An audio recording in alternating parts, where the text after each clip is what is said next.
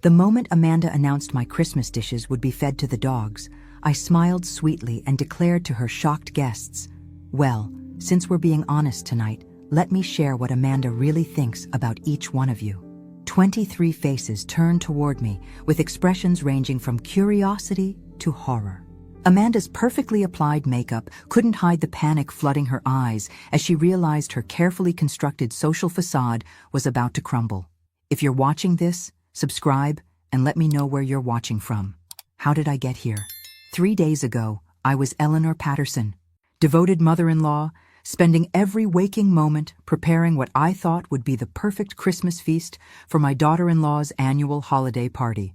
16 hours of cooking, hand-rolled pasta, prime rib that cost me $300, desserts that required ingredients I had to special order. All because Amanda had sweetly asked if I could contribute something small to her gathering. I should have known better. After 3 years of watching Amanda manipulate every situation to her advantage, I should have seen this coming.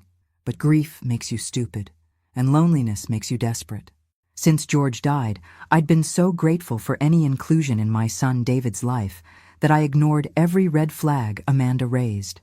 The party was already in full swing when I arrived at 7, struggling through their front door with 3 heavy casserole dishes and 2 dessert carriers.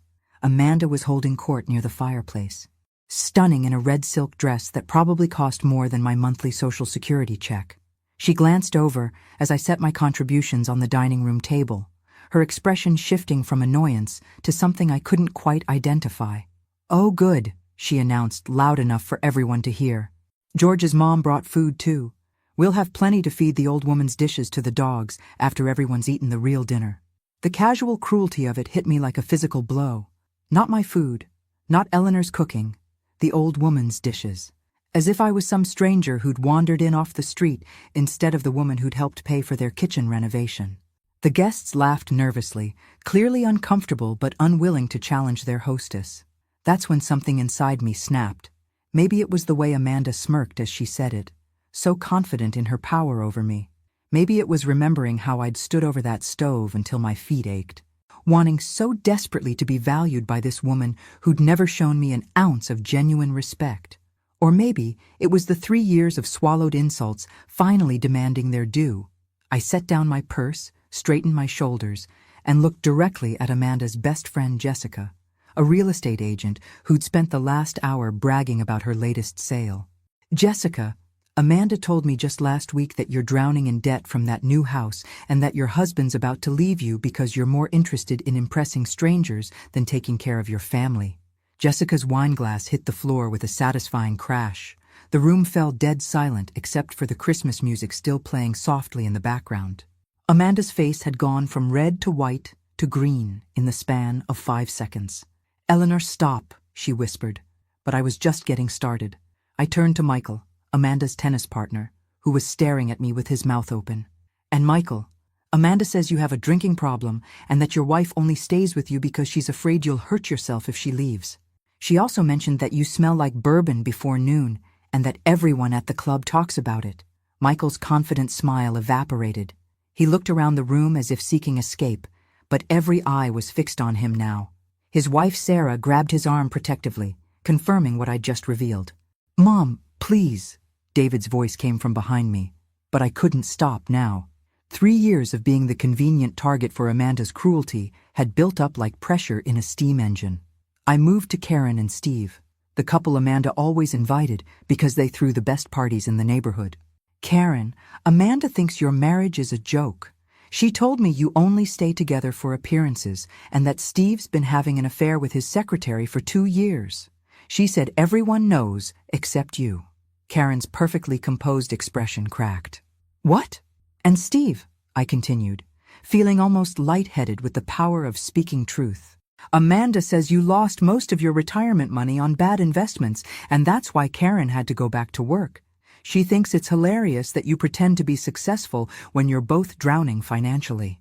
The party was disintegrating before my eyes. Couples were whispering urgently to each other, some heading for the door, others demanding explanations. Amanda stood frozen in the center of it all, watching her carefully curated social circle implode. But I wasn't finished. Robert and Linda, The older couple from down the street were backing toward the exit when I addressed them directly. Amanda calls you two the ancient boring couple and says you only get invited to things out of pity. She told me last month that watching you eat makes her physically ill and that she hopes you move to a retirement community soon.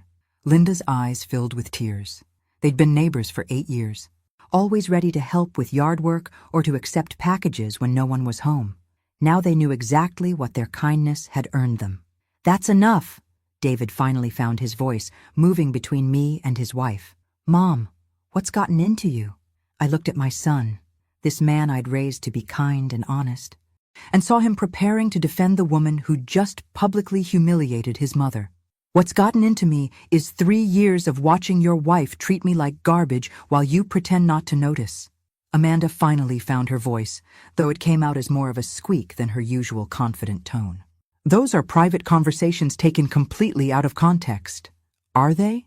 I asked sweetly. "Because I remember them quite clearly, word for word, actually."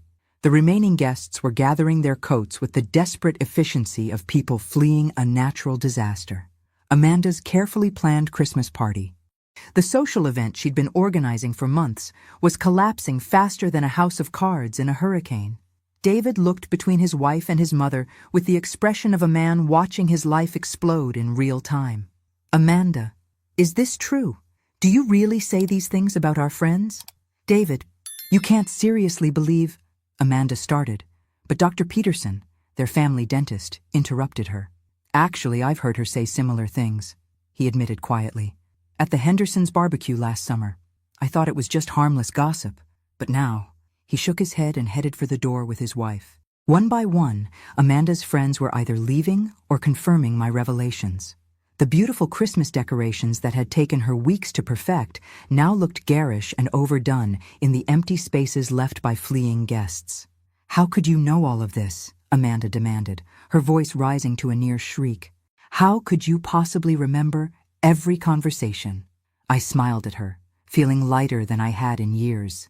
"Oh, honey, that's the thing about being dismissed as a useless old woman. People forget I'm even in the room. You've been saying these things right in front of me for 3 years, always assuming I was too stupid or too grateful to pay attention." The truth was even more satisfying than I'd hoped. I pulled out my phone and held it up so she could see the screen. "And I've been recording our conversations for the past 6 months. Amazing what you learn when you start paying attention to how someone really talks about the people in their life." David stared at the phone in my hand as if it was a weapon. "You've been recording us?" "Not us, sweetheart. Her. Every coffee date, every shopping trip, every time she called to complain about your friends, your neighbors, even your co-workers. I have dozens of hours of Amanda explaining exactly what she thinks about everyone in your social circle." Amanda lunged for my phone, but I was ready for her. "I wouldn't do that if I were you. This is just one copy. I've got backups in several very safe places." The few remaining guests were openly gawking now, phones appearing as people started recording this meltdown for their own social media channels. Amanda's reputation as the perfect hostess was being destroyed in real time, and everyone wanted evidence. "Get out!" Amanda whispered, her voice shaking with rage. "Get out of my house right now." "Gladly," I said, collecting my purse. "But Amanda, the next time you want to serve my food to your dogs, you might want to make sure you know exactly who you're dealing with." I walked out of that house feeling like I could fly. Behind me, I could hear Amanda screaming at David, demanding he choose between his wife and his mother. For the first time in 3 years, I wasn't worried about his answer. My phone started ringing before I'd even made it to my car. Text messages were pouring in from numbers I barely recognized. Apparently, several people at the party had shared videos of Amanda's meltdown on social media, and the story was spreading faster than I could have imagined. The first call was from Jessica, the real estate agent whose marriage I'd exposed. Instead of anger, her voice was filled with something I hadn't expected: gratitude. "Eleanor, I need to thank you," she said, barely holding back tears. "You just saved my life. I had no idea people knew about our problems, and I certainly didn't know my own friends were gossiping about my marriage falling apart. Jessica, I'm sorry if I hurt you, but no, you don't understand. Mark and I talked for 4 hours last night, really talked, for the first time in months. We're going to counseling, and we're going to figure this out. But if I'd kept pretending everything was fine while people like Amanda were laughing behind my back, she wasn't the only one. Over the next 2 days, I received similar calls from Michael, who was checking himself into rehab, and Karen, who was finally confronting her husband about his affair. Even Robert and Linda called to say they were glad to finally know where they stood with their neighbors. Not everyone was grateful, of course. David showed up at my apartment on the 3rd day, his face drawn with exhaustion. "Mom, you destroyed Amanda's entire social circle. She's barely speaking to me, and the kids are asking why Grandma made Mommy cry." I poured him coffee from the pot I'd just made, noting how he automatically sat at my kitchen table the way he had as a child when he was upset. "David, I didn't destroy anything. I just revealed what was already broken." "But why now? Why did you have to humiliate her in front of everyone?" I set his mug down carefully, buying myself time to find the right words. "Because for 3 years, I've been trying to earn a place in your family by being useful. Cooking, cleaning, babysitting, lending money. And every single time, Amanda made it clear that I was a burden she tolerated for your sake." David winced. He knew it was true. That night, when she called my food dog food in front of a room full of people, something broke in me. I realized I'd spent 3 years accepting disrespect because I was afraid of losing you and the kids. But you know what? If respecting myself means losing people who don't value me anyway, maybe that's not really a loss. My son sat quietly for several minutes, staring into his coffee cup. When he finally looked up, his eyes were red-rimmed. "She did say those things, Mom. All of them. I heard some of the recordings when she was trying to prove you'd edited them. I had no idea she felt that way about our friends, about our life. The worst part," David continued, his voice barely above a whisper, "is that I let her treat you that way. I saw it happening and told myself it wasn't that bad, that you didn't mind, that it was just her personality." I reached across the table and took his hand. "Sweetheart, you can't control what Amanda does, but you can control how you respond to it. She wants me to cut contact with you completely. She says this was an unforgivable betrayal and that she'll never feel safe around you again." The words hurt, but they didn't surprise me. Amanda had always been an all-or-nothing person when it came to control. "And what do you want to do?"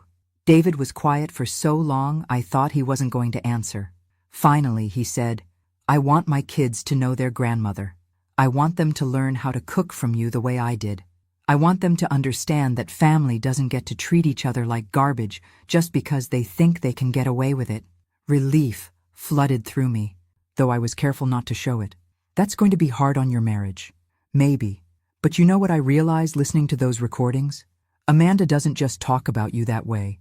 She talks about everyone that way, including me. When she thought you weren't paying attention, she spent 20 minutes telling her sister how I'm getting fat and boring, and how she could have done so much better. That surprised me. I'd always thought Amanda genuinely loved David, even if she treated everyone else poorly. "I'm sorry, honey." "Don't be. I needed to hear it.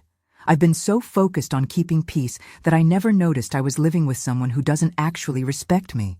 We talked for another hour about his marriage, the kids, and what came next. When he left, he hugged me tighter than he had since he was 12 years old. "Mom, I'm proud of you for standing up for yourself. It took courage to do what you did." After he left, I sat in my quiet apartment thinking about courage. Was it courageous to finally speak up after years of abuse? Or was I just an old woman who'd finally reached her breaking point?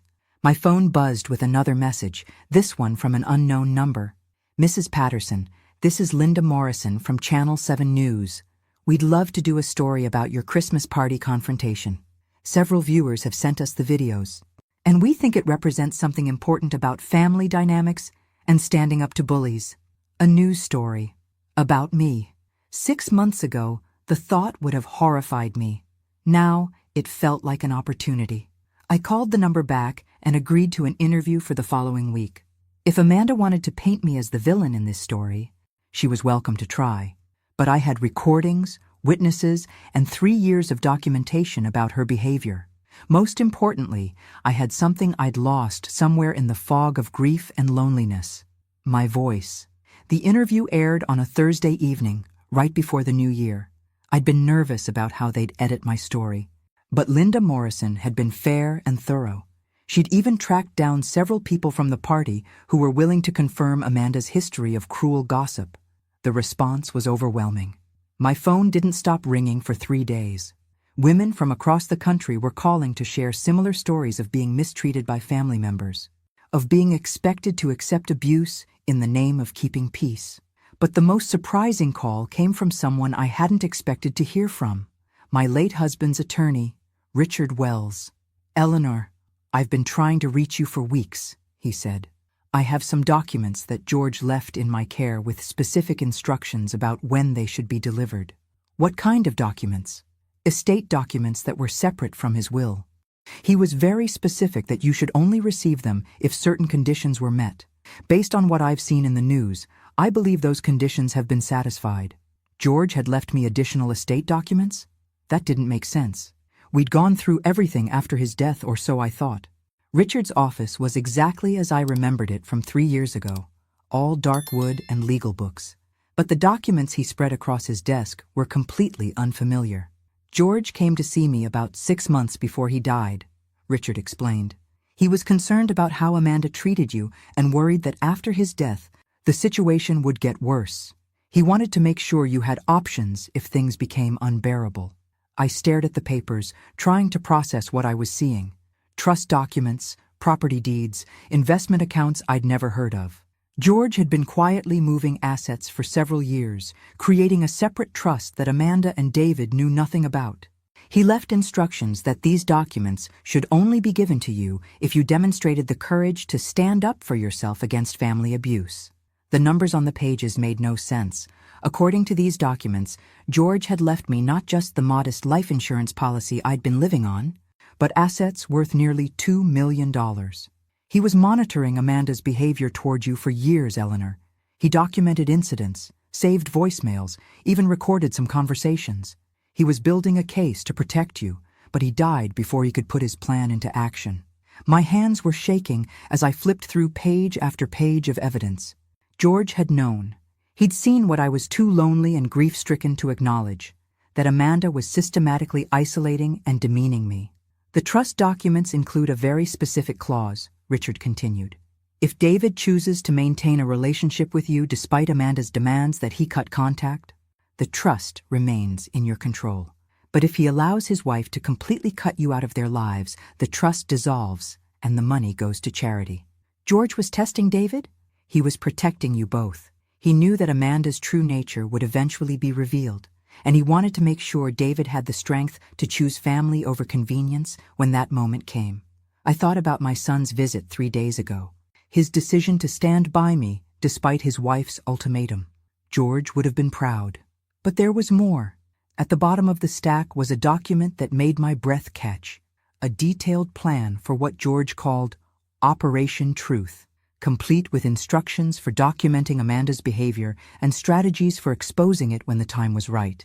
My late husband had essentially written the playbook for everything I'd done at that Christmas party, right down to the importance of having recordings as evidence. I wasn't just a grieving widow who'd finally snapped. I was carrying out a plan George had designed to save both me and our son from a woman he'd recognized as dangerous long before I was ready to see it. The question now was what to do with this unexpected inheritance and the power it represented. Amanda thought she'd won by driving a wedge between David and me. She had no idea that her victory was about to turn into the biggest miscalculation of her life. 2 days after meeting with Richard, I was sitting in my living room planning how to use George's unexpected gift when Amanda decided to declare war. The first shot came in the form of a certified letter delivered by a very nervous-looking postal worker. "Mrs. Patterson?" he asked, checking his clipboard twice. "I need you to sign for this." The envelope was thick, expensive stationery with a law firm's letterhead. Inside was a cease and desist order demanding I stop spreading malicious lies about Amanda Patterson and threatening legal action if I continued my campaign of harassment and defamation. I had to laugh. After 3 years of Amanda's psychological warfare, she was now claiming to be the victim because I'd finally fought back. The timing was particularly amusing since I hadn't spoken publicly about her since the TV interview. My phone rang an hour later. David's voice was strained exhausted. "Mom, please tell me you're not planning to escalate this situation."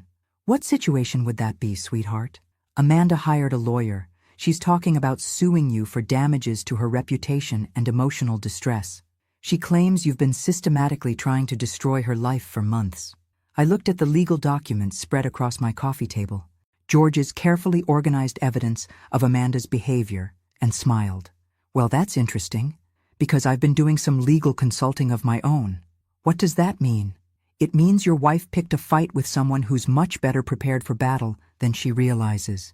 The next morning, I called Richard Wells and asked him to recommend a litigation attorney who specialized in harassment cases. Within hours, I was sitting across from Patricia Morrison, a sharp-eyed woman in her 50s who'd built a reputation destroying bullies in court. "Mrs. Patterson," she said after reviewing Amanda's letter and George's documentation, "your daughter-in-law has made a significant tactical error. By claiming you've been harassing her, she's opened the door for us to present evidence of her actual harassment of you." We spent 3 hours going through George's files. He'd been thorough, documenting not just Amanda's treatment of me, but her behavior toward others. Credit reports showing how she'd manipulated elderly neighbors into co-signing loans. Social media posts she'd deleted where she mocked family members. Even recordings of phone calls where she'd threatened to keep the grandchildren away from me if I didn't comply with her demands. "This woman is a sociopath," Patricia said flatly. "And now she's given us legal grounds to expose her publicly." By Thursday, Amanda had received our countersuit: harassment, elder abuse, alienation of affection, and intentional infliction of emotional distress.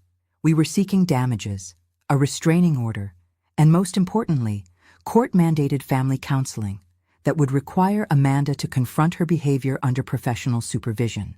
David called that evening, his voice shaking with something between anger and desperation.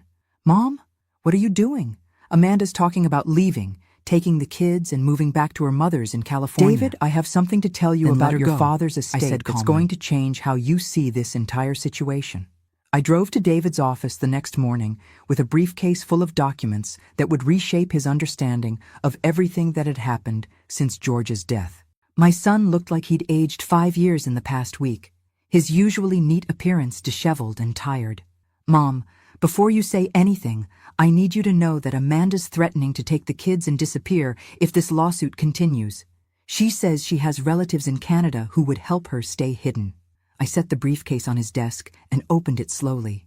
"David, your father spent the last year of his life protecting us from exactly this situation. He knew Amanda would eventually show her true nature, and he prepared for it." For the next hour, I walked my son through George's documentation. The financial abuse, the manipulation tactics, the systematic isolation of family members who didn't serve Amanda's purposes. David's face grew paler with each revelation. "Dad knew all this? Why didn't he say something?" "Because he knew you wouldn't have believed it until you were ready to see it yourself. George understood that Amanda's control over you was psychological, and that breaking it would require you to witness her behavior firsthand." The most damaging evidence was a series of emails between Amanda and her sister discussing how to manage me after George's death. They'd planned to gradually isolate me from the family while extracting as much financial support as possible. There were even discussions about having me declared incompetent so they could access my bank accounts. "She was planning to have you committed, have you?" "Mom, eventually, yes. Once she'd gotten everything she could from me financially, and I became too much trouble to manage." David sat in stunned silence, processing the betrayal. His wife hadn't just been cruel to his mother. She'd been systematically plotting to destroy me while pretending to care about family unity. "There's more," I said gently. "George hired a private investigator to look into Amanda's background before your marriage. He was concerned about some inconsistencies in her stories about her past. The investigator's report painted a picture of a woman who'd left a trail of damaged relationships across 3 states. Amanda had been married before David, a fact she'd hidden from him. She'd also been involved in an elder abuse case in Colorado, where she'd convinced an elderly man to change his will in her favor shortly before his death. She's done this before? Multiple times. George found evidence of at least 4 elderly people she'd manipulated into giving her money or property. The Colorado case was dropped when the man's family couldn't prove manipulation, but the pattern was clear. My son looked like he was going to be sick. The kids, Mom? I can't let her take the kids. She won't. Because now we have leverage she doesn't know about, and we're going to use it to ensure she never has the power to threaten this family again. Patricia had already filed an emergency motion to prevent Amanda from leaving the state with the children, citing the evidence of her pattern of manipulation and the ongoing legal proceedings. But that was just the beginning. David, your father left you something else, a trust fund for the children's education and future that Amanda can't touch. But it comes with conditions designed to protect them from exactly this kind of situation. The next few days were a whirlwind of legal maneuvering that left Amanda scrambling to maintain control of a narrative that was slipping away from her. Patricia had been ruthless in her filings, presenting evidence of Amanda's manipulation tactics in language that made it impossible for any judge to ignore. Amanda's response was predictably dramatic. She called a family meeting, demanding that David's siblings choose sides in what she characterized as an attack on their family by a bitter old woman who couldn't accept that her son had moved on with his life. I wasn't invited to this meeting, but David called me afterward with a report that was both satisfying and sad. Mom, she tried to get Jennifer and Michael to sign a statement saying, "You've always been difficult," and that this lawsuit is frivolous. She wanted them to testify that you've been jealous of our marriage from the beginning. Jennifer and Michael were David's siblings, both of whom had remained carefully neutral during my 3 years of conflict with Amanda. They had their own families to worry about and had always taken the path of least resistance when it came to family drama. And what did they say? Jennifer asked to see some of the evidence. When Amanda couldn't produce anything to support her claims and Jennifer saw some of Dad's documentation, she refused to sign. Michael did the same. More importantly, Jennifer had revealed something that cast Amanda's behavior in an even darker light. She told me that Amanda had approached her last year about having you declared incompetent. She wanted Jennifer to support a claim that you were showing signs of dementia and couldn't be trusted to manage your own affairs. The manipulation had been even more extensive than we'd realized. Amanda hadn't just been planning to isolate me socially. She'd been laying groundwork to have me declared mentally unfit so she could control my finances and medical decisions. There's something else, David continued. Jennifer said Amanda has been telling people for months that you've been acting erratically, forgetting conversations, repeating yourself. She's been building a case for incompetency for almost a year. The calculated cruelty of it took my breath away. While I'd been grieving my husband and desperately trying to maintain a relationship with my family, Amanda had been systematically destroying my reputation and credibility in preparation for a legal assault on my independence. But Amanda had made one crucial mistake. She'd underestimated both George's foresight and my willingness to fight back when cornered. That evening, Patricia called with news that changed everything. Eleanor, Amanda's first attorney, has withdrawn from the case. Apparently, when he realized the extent of the evidence against her and the pattern of behavior we've documented, he decided he didn't want to represent her. What does that mean? It means she's scrambling to find new representation, and any competent attorney who reviews this case is going to advise her to settle quickly and quietly. She's in a much weaker position than she realizes. The weakness in Amanda's position became apparent when David came to see me the next day with an unexpected proposal. Amanda wants to negotiate. The meeting took place in Patricia's conference room on a gray Thursday morning that felt heavy with the weight of 3 years of accumulated resentment. Amanda arrived with a new lawyer, a young man who looked like he'd rather be anywhere else in the world. I hadn't seen my daughter-in-law since the Christmas party, and the change in her appearance was startling. The confident, perfectly put-together woman I'd known had been replaced by someone who looked desperate and cornered. Her usual immaculate styling had given way to a more subdued look, and there were dark circles under her eyes that makeup couldn't quite hide. "Mrs. Patterson," her lawyer began nervously, "my client would like to find a resolution to this dispute that serves everyone's best interests." Patricia smiled coldly. "I'm listening." What followed was exactly what I'd expected. Amanda was willing to apologize for her behavior and agree to family counseling in exchange for us dropping the lawsuit and agreeing never to discuss her conduct publicly again. "That's not going to work," Patricia said, before I could respond. Mrs. Patterson has been the victim of systematic abuse and manipulation for 3 years. A simple apology doesn't address the damage that's been done or ensure it won't happen again. Amanda spoke for the first time since entering the room. What do you want from me? I've already lost half my friends because of your little performance at Christmas. My reputation is ruined, my marriage is falling apart, and now you're trying to take my children away from me. I looked at this woman who'd made my life miserable for 3 years and felt something I hadn't expected. Pity. She genuinely seemed to believe she was the victim in this situation. Amanda, I want you to understand that your behavior has consequences. I want you to acknowledge the harm you've caused and take responsibility for changing it. And I want legal protections to ensure you never have the power to abuse me or manipulate my family again. What kind of legal protections? Patricia opened a folder and slid a document across the table. A binding agreement that specifies exactly how family interactions will proceed going forward. Supervised visitation with the grandchildren initially, mandatory counseling, and financial transparency to prevent future manipulation. Amanda's lawyer reviewed the document and whispered urgently in her ear. I could see the moment when she realized how thoroughly her position had been compromised. This is ridiculous, she said, but her voice lacked its usual conviction. You can't dictate how I interact with my own family. Actually, we can, Patricia replied smoothly, because the alternative is proceeding with the lawsuit, which will make all of the evidence we've gathered part of the public record. Given your history of elder abuse in Colorado and the pattern of manipulation we've documented, I suspect that won't end well for you.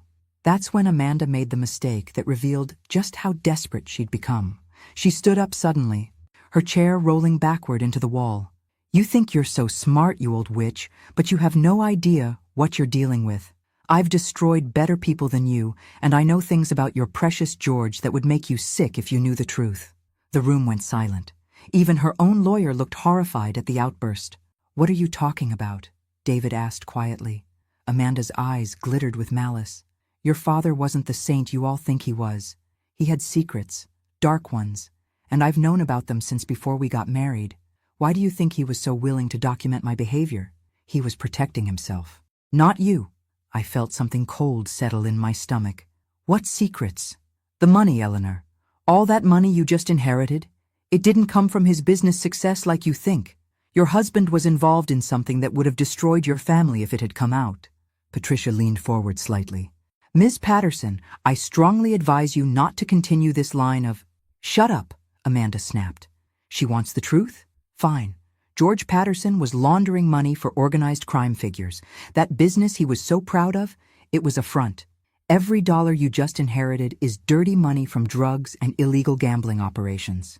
The silence that followed Amanda's revelation stretched until it became uncomfortable. Then I began to laugh. It started as a quiet chuckle, but grew into full-bodied laughter that made everyone in the room stare at me like I'd lost my mind.